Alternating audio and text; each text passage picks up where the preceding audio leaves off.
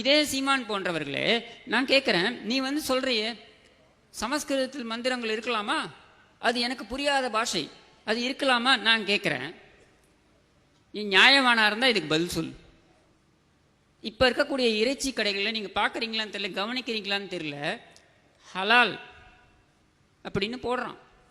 நிறைய ஹோட்டல்களில் பார்த்தீங்கன்னா ஒன்லி ஹலால், ஹலால் மட்டுமேன்ற. இது என்னடா ஹலால்னு பார்த்தீங்கன்னா, இந்த இறைச்சியை அவன் ஒரு அரபி மந்திரத்தை சொல்லி ஓதுவானாம், அதை வெட்டுவார்களாம், அதுதான் அந்த ஹலால் இறைச்சியாம்.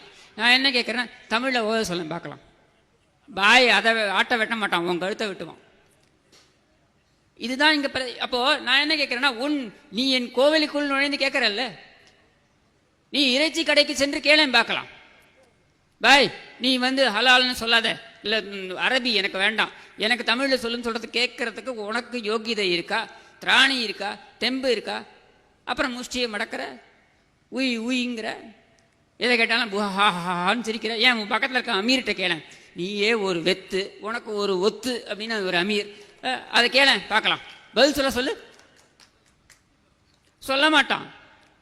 இதுதான் இவர்களுடைய தமிழ் பண்பு, தமிழ் பற்று, இந்த லட்சணம் எல்லாம் இதுதான்.